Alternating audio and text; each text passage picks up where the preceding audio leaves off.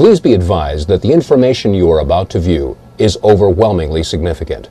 We offer no conclusions, but simply present the evidence and let you, the viewing audience, draw your own conclusions. It is vital that we also mention that the footage you are about to view comes from many of the largest news agencies in the United States who covered the events which unfolded on September 11, 2001. Efforts were made to contact these news agencies and obtain releases for the footage to which we draw attention. However, most of our attempts were unsuccessful, as we were informed that no licenses would be granted. Our initial reaction was to pause and rethink our position on releasing this documentary, but after careful thought, we could not let this information be kept from the American people, and indeed from the global community, as it affects both national security and global security, respectfully.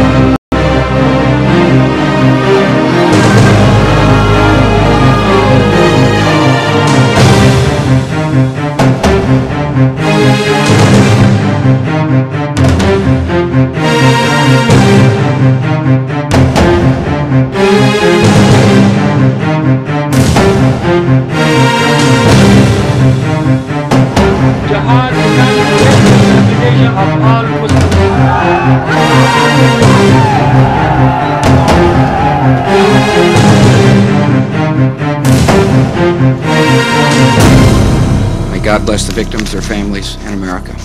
Thank you very much.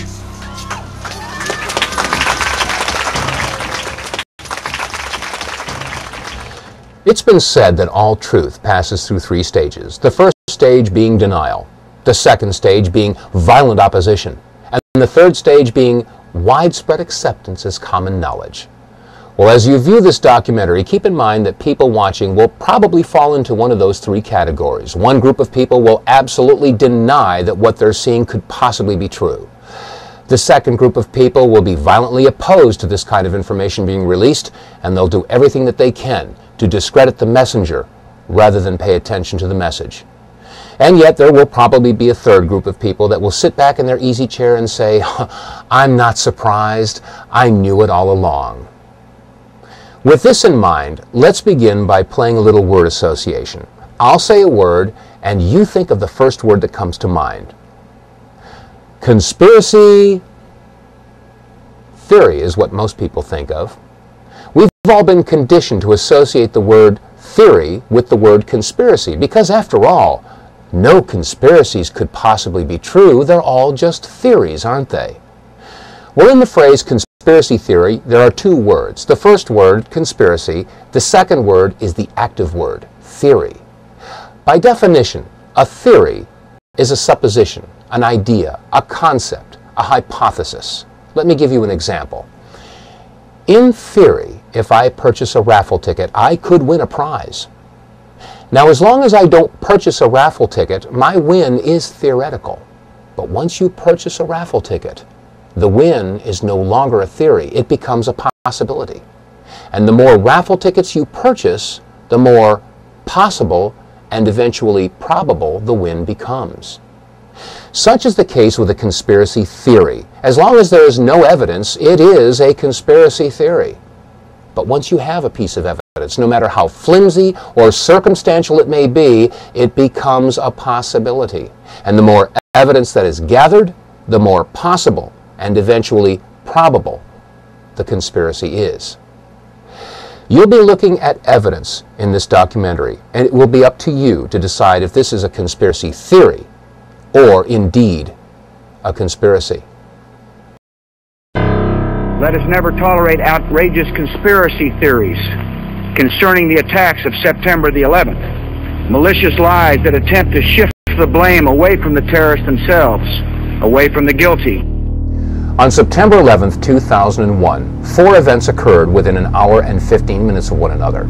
The first event occurred at 8:45 Eastern Standard Time when American Airlines Flight 11 hit the North Tower of the World Trade Center. And then 18 minutes later, at 9:03 Eastern Time, United Airlines Flight 175 slammed into the South Tower of the World Trade Center. And then at 9:43, it was reported that American Airlines Flight 77 had hit the Pentagon. And then finally, at 10 o'clock Eastern Time, United Airlines Flight 93 crashed in Shanksville, Pennsylvania. Now, unless this is one incredible coincidence, is it not safe to assume that all 4 of these events are inescapably married to one another? And is it not also safe to assume that if you find one person involved or a party involved with one of these events, they're probably involved in all of them? Well, following this train of thought, since there was no credible claim of responsibility, is it not safe to assume that those involved, or those parties involved, or agencies or groups that were involved in the events of 9/11 would do anything that they can to obfuscate, distract, or distort, or cover up any information that might lead to their discovery? And if that's true, is it not also safe to assume that if you find somebody, a group, an agency, a party that is involved in the obfuscation, distraction, distortion, or cover-up of any information involved in any of the events of 9/11, does it not indicate possible involvement and even guilt in the events of 9/11? Keep this in mind as we look at the video evidence of September 11th. I mean, it was like a cruise missile with wings. Went right there and slammed right into the Pentagon. Huge explosion, a great ball of fire, and smoke started billowing out. Shortly after September 11th, as what usually happens, many conspiracy theories began to emerge as to what really happened on September 11th of 2001. And because many of these theories were not grounded with any evidence, we didn't really pay too much attention to them. However, in February of 2002, my attention was drawn to the following website entitled Hunt the Boeing, Test Your Perceptions. Now, the original website was completely in French and was released by the French and drew some very serious questions as to what had really happened at the Pentagon. I mean, after all, we had all seen the big hole that was created by the 757 that had slammed into the Pentagon at 9:43 on September 11th. But some of the photographs that were shown on this website raised very serious questions as to whether or not that's exactly what had happened.